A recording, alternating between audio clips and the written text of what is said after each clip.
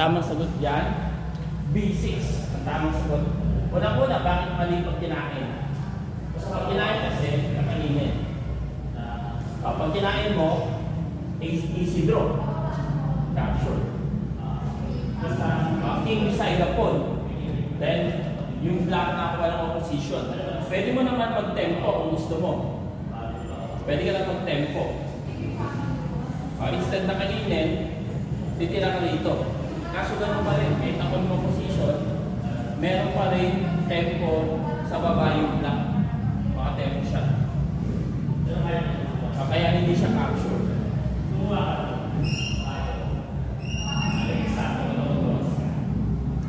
Ngayon, pag C6, pagkain, di pwede kang tumira sa A5, kaso King C7. Pag kinain mo kung kakain, ubus ka agad sa C5. Ang tamang sagot, B6. Pawn B6 ang tamang sagot. Yan. Ngayon, pwede niyang kainin yung pawn mo. Siyempre, pag inatake mo yung pawn, titira siya sa B7. Hindi mo ito makakain. Hindi mo makakain yung A6. Kahit mag-triangulation ka, may triangulation din siya. Hindi makakain. Ano yung idea? Ang idea, pupunta ka sa kabila, sa D6. Tapos, posibleng ganyan siya, C4, C8, D4. Posibleng waiting move. Pwede pa siya rito dahil rule of the square. Dahil hindi niya pwedeng iwanan itong pawn sa B6. Kung iwanan niya yan, wala. Promote ka agad yung pawn. Kailangan siya sa square. Rule of the square. Pag yung king nasa square, ibig sabihin, kaya niyang i-prevent yung pawn. Tapos king E5. Kaya ang gagawin niya, kunyari, push pawn. Kapag pinush na yung pawn, ito, hindi na ito masisave. Ngayon, babalik ka. Nasa square ko pa rin naman yung babalik.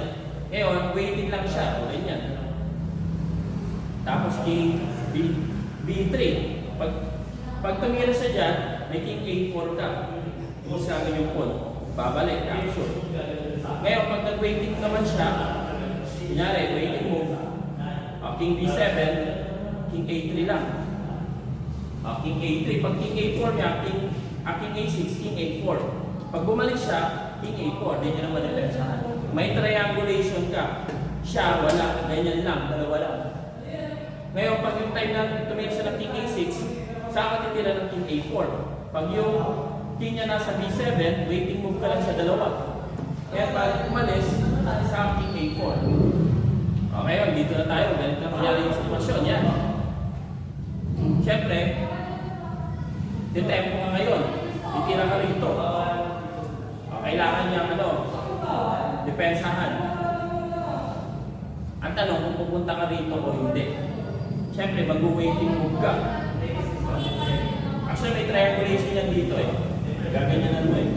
Tapos, pag tira, gaganon. Pag pumunta siya, nasa square ka pa rin. Dapat makontrol mo yung yung E5. Pag tumira siya dyan, suswang siya, di ba? Ubus yung pawn. Pag umalis, kakainin. Siyempre, pag pumunta siya, may king E5 ka, nasa square. Kaya pag tumira siya dito, ano yung gagawin mo?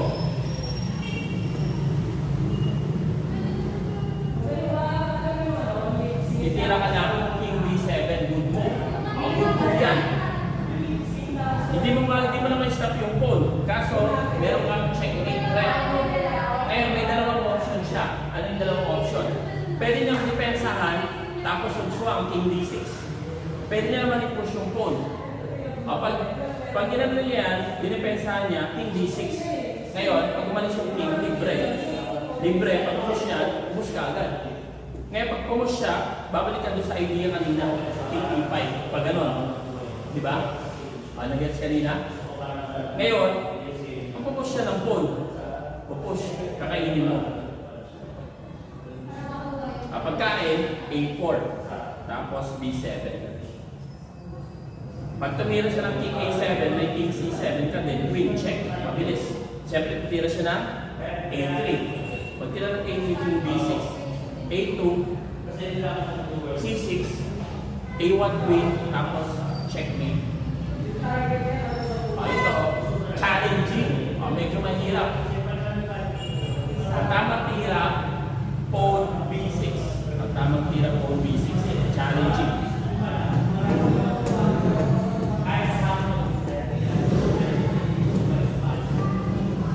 Pawn B6. Kung hindi niya ito capture, capture mo na siya. Wala na siyang check. Pag capture mo, capture, easy win na yan. Gaganon ka na. Ang key mo, pag tira dyan, yung tempo na king D7. Ayan yung key mo. May target ka na kainin yung pawn. Pag D6, may tempo pa siya. Pero pwede ka mag-triangulation. Siya, wala siya ganong triangulation. Dahil pag tira rito, dalawa, inaatake yung pawn. Isang beses siya lang pwede pumunta sa B7. Pag tira dito, ngayon pwede siyang pumush, pwede niya depensahan. Kasi pag depensa, suswang. Pag push niya ng pawn, babalik ka na. Tatargetin mo na yung pawn. Tapos, triangulation. Siya, wala siyang triangulation. Nice.